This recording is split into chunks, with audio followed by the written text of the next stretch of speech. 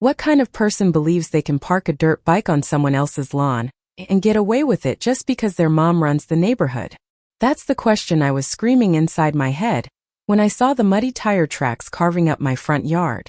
My name is Elise Carter, and I've lived on Maplewood Drive for 10 years, tending to my garden with the kind of care you'd give a newborn.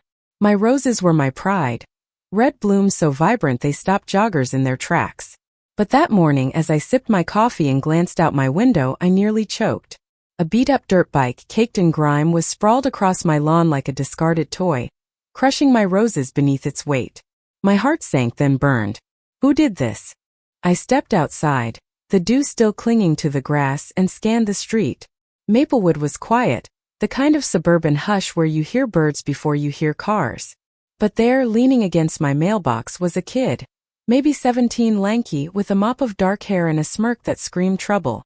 He wore a leather jacket, ripped jeans, and boots that looked like they'd seen 100 mud pits. "Hey!" I called, my voice sharper than I intended. "Is this your bike?" He didn't even flinch. Just pushed off the mailbox and sauntered over, hands in his pockets. "Yeah, so what?" he said, his tone dripping with arrogance. "My mom runs the HOA. This street's basically ours." I blinked, stunned. The HOA Karen, Mitchell's HOA Karen, the woman who sent passive-aggressive emails about mailbox colors and grass height, was this kid's mother? I'd never met her son, but I knew Karen's reputation. A self-appointed queen who ruled Maplewood with a clipboard and a superiority complex. "You can't park your bike on my lawn," I said, trying to keep my voice steady. "It's ruining my garden." He laughed, a short, mocking bark. "Lady, chill. Mom'll sort it out. She always does." I felt my fists clench. Sort it out? My roses were flattened, their petals scattered like confetti after a storm. I'd spent years nurturing that garden, pouring my heart into it after my divorce, when I needed something to ground me. And now this entitled kid thought he could trash it because his mom was the HOA president? I took a deep breath, forcing calm. "Move it. Now." He shrugged, kicking at a clump of dirt. "Nah. I'm good." Then he turned and walked away, leaving the bike where it was. I stood there, rooted to the spot, my anger boiling over. This wasn't just about a bike or a lawn, it was about respect, or the complete lack of it. I dealt with Karen's petty HOA rules for years. Fines for leaving my trash can out an hour too long. Warnings about my porch light being too bright. But this was personal. I pulled out my phone and snapped a picture of the bike, the crushed roses, the tire marks. Evidence. Because if Karen's son thought he could hide behind her title, he was about to learn a lesson. I marched back inside and called the non-emergency police line. "There's a trespassing issue," I said, my voice tight. "Someone's parked a dirt bike on my property without permission." The dispatcher promised an officer would be by soon. As I waited, I paced my living room, glancing out at the bike every few minutes. Part of me wanted to drag it to the curb myself, but I knew that wouldn't solve anything. This wasn't just about one kid's arrogance. It was about a system that let people like Karen and her son act like they owned the world. When the police cruiser pulled up, I felt a flicker of relief. Officer Daniels, a stocky man with a no-nonsense demeanor, stepped out and surveyed the scene. I explained everything: the bike, the kid, the HOA comment. His eyebrows rose slightly when I mentioned Karen. "Yeah, we know her," he said, jotting notes. "She's called us before about violations. Let's see what's going on." We walked to the edge of my yard where the kid, whose name I learned was Tyler, was now back, fiddling with his phone. He looked up, saw the officer, and his smirk faltered for a split second. "What's this about?" he asked, crossing his arms. "This your bike?" Daniels asked, pointing. Tyler nodded, his bravado returning. "Yeah, and? It's just a lawn. My mom's the HOA president. She'll clear this up." Daniels didn't blink. "Doesn't matter who your mom is. You're on private property without permission. That's trespassing." Tyler's face twitched, like he hadn't expected pushback. "It's not a big deal," he muttered. "I'll move it later." "Move it now," Daniels said, his tone leaving no room for argument. "Or I impound it." For a moment, Tyler looked like he might argue, but something in Daniel's stare made him think twice. He stomped over to the bike, muttering under his breath, and started to wheel it off my lawn. I thought that was it, problem solved. But as he pushed the bike toward the street, he looked back at me, his eyes narrowing. "You're gonna regret this," he said, low enough that Daniels didn't hear. A chill ran through me. It wasn't just a threat, it was a promise. And I knew, standing there with my ruined roses and a police officer as my only backup, that this was far from over. Karen wasn't the type to let a challenge to her authority slide, and Tyler clearly took after her. What had I just started? By noon, the neighborhood was buzzing. Word spreads fast on Maplewood Drive, especially when a police cruiser parks in front of someone's house. I could feel eyes on me as I swept up the crushed rose petals, each one a tiny stab to my heart. My neighbor, Mrs. Larson, poked her head over the fence, her glasses glinting in the sun. "Elise, was that about the bike?" she whispered, as if Karen herself might be listening. I nodded, keeping my voice low as I recounted Tyler's stunt in his Smug. "My mom runs the HOA line." Mrs. Larson's eyes widened. "Karen's not going to like this," she said, shaking her head. "She's got a long memory." I tried to shrug it off, but unease settled in my chest. Karen Mitchell wasn't just a control freak. She was a strategist. I'd seen her in action at HOA meetings, smiling sweetly while twisting the knife with fines and rule changes. If Tyler was her mini-me, this wasn't just a kid's prank. It was a power play. I went back inside, determined to focus on salvaging my garden, but my phone pinged with an email. The subject line made my stomach drop. HOA violation notice, immediate action required. The email was from Karen herself, written in her usual clipped, official tone. My porch planters, she claimed, were non-compliant with HOA guidelines, too large by 2 inches. I was to remove them within 48 hours or face a $200 fine. I stared at the screen, my pulse racing. My planters had been there for years, never once mentioned in her endless inspections. This wasn't a coincidence. This was retaliation. I wanted to fire back an email, call her out for targeting me, but something told me to wait. Karen thrived on confrontation. She'd twist my words into a noose. Instead, I printed the email and tucked it into a folder with the photos of my ruined lawn. Evidence was my armor now. But as I sat at my kitchen table sipping cold coffee, a new question gnawed at me. How far was Karen willing to go? That afternoon, I decided to dig deeper. I pulled up the HOA bylaws, a dense document I'd skimmed when I bought the house. Sure enough, there was nothing about planter size limits. Karen was making it up. I felt a spark of vindication, but it was quickly doused by a memory. Last year, another neighbor, Tom Rivera, had crossed Karen over a fence dispute. He'd won technically, but within months, his job transfer mysteriously fell through, and he moved away. Whispers around the neighborhood hinted Karen had pulled strings. Her brother worked in HR at Tom's company. Was that true or just Maplewood gossip? Either way, it made my skin crawl. I needed allies. I called Jenna, my friend from 3 streets over, who'd lived here long enough to know Karen's tactics. "Elise, you're poking a bear," she said when I told her about Tyler and the email. "Karen doesn't just fight, she destroys. But you're not alone. Half the neighborhood's sick of her." Jenna promised to ask around, see who else had been hit with Karen's violations.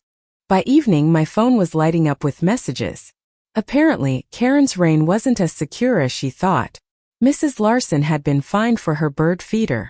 The Wilsons got a warning about their kids' chalk drawings on the sidewalk. Even Jenna had been slapped with a $50 fine for excessive holiday lights last Christmas. It was a pattern, petty, vindictive, and always personal. But the more I learned, the more I wondered. Why was Karen so obsessed with control? What drove her to wield the HOA like a weapon? Then came the twist. Jenna called me late that night, her voice hushed. "Elise, you won't believe this. I talked to my cousin, who works at the county clerk's office. Karen's been skimming HOA funds. Small amounts, but it's been going on for years." My jaw dropped. Embezzlement? Karen, the queen of rules, was breaking the law? Jenna didn't have hard proof yet. Just a tip about irregular budget reports. But it was enough to shift my perspective. This wasn't just about my lawn or Tyler's bike. Karen was hiding something bigger, and I just stumbled into her crosshairs. I lay awake that night, staring at the ceiling. If Jenna was right, Karen wasn't just a bully. She was a criminal. But confronting her without proof would be suicide. She'd bury me in fines, rumors, or worse. I needed a plan, but what? Should I go to the police with this tip? Rally the neighbors? Or keep quiet and gather more evidence? The stakes felt higher than ever, and I couldn't shake Tyler's parting words. You're gonna regret this. The next morning I woke with a fire in my chest. Karen's email, Tyler's threat, the whispers of embezzlement, it was too much to ignore. I wasn't just fighting for my lawn anymore. I was fighting for my home, my peace, and every neighbor she'd bullied. But how do you take on someone who's built their empire on fear? I started small, printing out the HOA bylaws and highlighting every vague rule Karen could exploit. Knowledge was power, and I needed to understand her game. I met Jenna at a coffee shop off Maplewood, away from prying eyes. She slid a folder across the table, copies of HOA budgets from the last 3 years, obtained through her cousin's connections. Look at the maintenance line items, she whispered. They're inflated. And the vendor? Some company called MK Solutions. Guess who owns it? I scanned the pages, my heart racing. MK Solutions was registered to Karen's maiden name. She was funneling HOA dues to herself. It wasn't just petty theft, it was systematic. We need more than this, I said, my mind spinning. Bank records, receipts, something concrete. Jenna nodded. My cousin's working on it, but it'll take time. Karen's careful. Time was the one thing I didn't have. That afternoon, another email arrived from Karen, this time about my mailbox. It was faded and needed repainting within 24 hours or I'd face another fine. I laughed bitterly, my mailbox was pristine. She was escalating, trying to wear me down. But two could play that game. I called a meeting with the neighbors who'd been targeted. Mrs. Larson, the Wilsons, and a quiet guy named Raj who'd been fined for his dogs barking. We gathered in my living room, keeping the blinds drawn. Karen's out of control, I said, laying out the budget documents. She's not just bullying us, she might be stealing from us. The room erupted in gasps and murmurs. Mrs. Larson clutched her pearls literally. Stealing? That woman's got some nerve. Raj, usually reserved, leaned forward. My cousin's a lawyer. I can ask him to look into this. The Wilsons, a young couple with 2 kids, were hesitant. If we go after her, she'll make our lives hell, Sarah Wilson said, her voice trembling. She already threatened to report our daycare business to the city. I understood their fear. Karen's reach felt endless. But I also saw the spark in their eyes, the same anger I felt. If we do nothing, she wins, I said. We're stronger together. That night, we drafted a letter to the HOA board, demanding an audit of the finances. It was polite but firm, signed by 10 households. I dropped it in the HOA mailbox at midnight, my heart pounding like I just committed a crime. In a way I'd declared war. The next day, Karen showed up at my door. I'd never seen her in person before, only her emails and that fake smile in HOA newsletters. She was shorter than I expected, with a blonde bob and a tailored blazer that screamed authority. But her eyes were cold, calculating. Elise, she said, her voice syrupy. I heard about the police. That was unnecessary. I gripped the doorframe, my knuckles white. Your son trespassed on my property, Karen. What did you expect? She tilted her head like a predator sizing up prey. Tyler's a good kid. You embarrassed him. And now this letter. She held up a copy of our audit demand. You're stirring up trouble. I wanted to slam the door in her face, but I held my ground. If you've got nothing to hide, an audit won't be a problem, right? Her smile tightened. Be careful, Elise. You don't know what you're starting. She turned and walked away, her heels clicking on my driveway. My stomach churned. What did she mean? Was she threatening me? Or was I reading too much into it? That evening, I found a note taped to my mailbox. No signature, just block letters. Back OFF or else. My hands shook as I read it. Karen. Tyler? Someone else? The neighborhood felt like a minefield now, every shadow a threat. I called Jenna, my voice barely steady. We need that proof. Fast. The note haunted me. I barely slept, jumping at every creak in the house. By morning I was a wreck, but I refused to back down. Karen wanted me scared, but fear only fueled me now. I called Raj's lawyer cousin Amit, who agreed to review the HOA budgets pro bono. If there's fraud, I'll find it, he promised. But you need to watch your back. People like this don't play fair. I started carrying a small recorder in my pocket just in case. Paranoid? Maybe. But after that note, I wasn't taking chances. Meanwhile, Jenna's cousin came through with a bombshell. Bank statements showing transfers from the HOA account to MK Solutions. The amounts were small, $500 here, $1,000 there, but they added up to tens of thousands over 3 years. It was the proof we needed, but it wasn't enough to go public. We needed a witness, someone who'd seen Karen's schemes firsthand. I reached out to the HOA treasurer Linda, a nervous woman who'd always seemed under Karen's thumb. I invited her over for coffee, keeping it casual. Linda, I said, pouring her a cup, have you ever noticed anything off with the HOA finances? Her hands trembled around her mug. I don't know what you mean, she stammered, but her eyes darted away. I leaned in, softening my voice. We're all in this together. If Karen's doing something wrong, you don't have to protect her. Linda's face crumpled. After a long silence, she whispered, she made me sign off on payments to MK Solutions. I didn't know it was hers. She said it was for consulting. I trusted her. My heart leaped. A witness. Will you testify if we take this to court? I asked. She hesitated, then nodded. I'm tired of being scared. That night, we held another secret meeting with the neighbors. Linda shared her story, and the room buzzed with outrage. We had enough to demand a formal investigation, but Karen wasn't going down without a fight. The next morning, my car tires were slashed. No proof it was her, but the message was clear. I reported it to the police, who took a statement but said there wasn't much they could do without evidence. Frustration gnawed at me. Every step forward felt like 2 steps back. Then came the twist. Tyler showed up at my door. I braced myself, expecting another threat, but his face was pale, his bravado gone. I need to talk, he said, glancing over his shoulder. About Mom. I let him in, my recorder running. Tyler spilled everything. Karen had been using him to intimidate neighbors, promising he'd never face consequences because of her connections.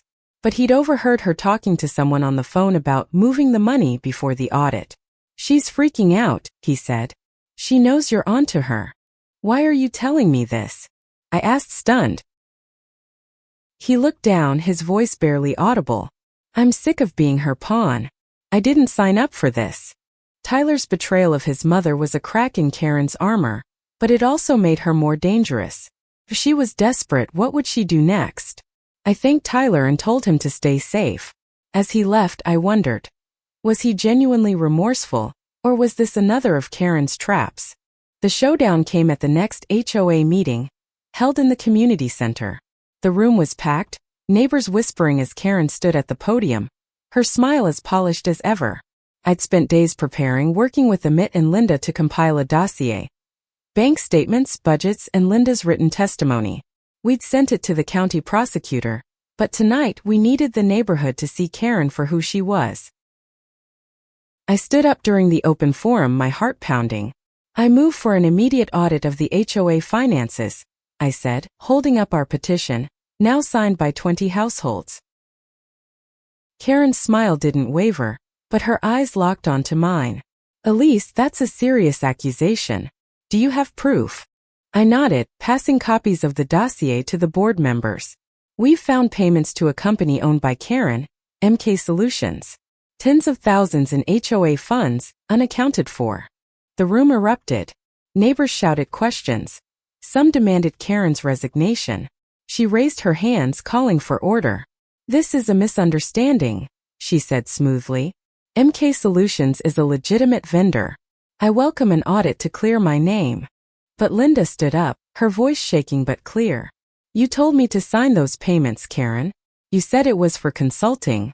I didn't know it was your company. The crowd gasped. Karen's face paled, her composure cracking. Linda, you're mistaken, she snapped, but her voice wavered. Then Tyler stood. The room fell silent. She's not mistaken, he said, his voice steady. I heard Mom talking about hiding the money. She's been stealing from all of you. Karen's eyes widened, betrayal written across her face. Tyler, sit down, she hissed, but he didn't move. The room was chaos now, neighbors yelling, board members scrambling. Karen tried to speak, but her words were drowned out. The police arrived minutes later, tipped off by Amit. They didn't arrest Karen on the spot, but they escorted her out for questioning. The crowd parted as she walked, her head high but her hands trembling. I caught her eye as she passed, and for the first time I saw fear. Karen's empire crumbled fast. The county launched a formal investigation, and within days, they froze the HOA's accounts. MK Solutions was exposed as a shell company, and Karen was charged with embezzlement and fraud. The neighborhood was in shock. Some refused to believe it, clinging to Karen's charm, but most were relieved. Years of her tyranny had finally caught up. I expected to feel triumphant, but as I stood in my yard replanting my roses, I felt hollow. Karen was a bully, but she was also a mother, a neighbor, a person who'd let power corrupt her. Tyler moved out, staying with his dad across town. I saw him once riding his bike, not a dirt bike, down the street. He waved, a small awkward gesture. I waved back. The HOA elected a new president, a quiet retiree who promised transparency. We rewrote the bylaws, stripping out the vague rules Karen had exploited. But the scars remained. Neighbors were wary, trust fractured. I wondered, how had we let one person hold so much power? What did it say about us that we'd stayed silent so long? I kept gardening, pouring my heart into the soil. My roses bloomed again, brighter than before. But every petal reminded me of the cost of standing up, and the cost of staying quiet. Months later, Maplewood Drive felt different. Lighter. Kids played in the streets again, their laughter replacing the tension that had hung over us. The new HOA board held open meetings and neighbors started talking. Not just about rules but about each other's lives. Mrs. Larson invited me over for tea. The Wilsons threw a barbecue. Raj's dog barked and no one complained. I saw Karen one last time at her court hearing. She pleaded guilty, avoiding a trial. Her sentence was light, restitution and community service, but her reputation was gone. She moved away, her house sold to a young family who painted it bright blue, defying her old rules. As I tended my garden, I thought about power. Karen had wielded it like a club, but real power, I realized, was in community, in standing together, in speaking up. My roses were my reminder. Beauty could grow from ruin, but only if you fought for it. I looked at my neighbors, at the street we'd reclaimed, and felt hope. We weren't perfect, but we were learning. And that was enough.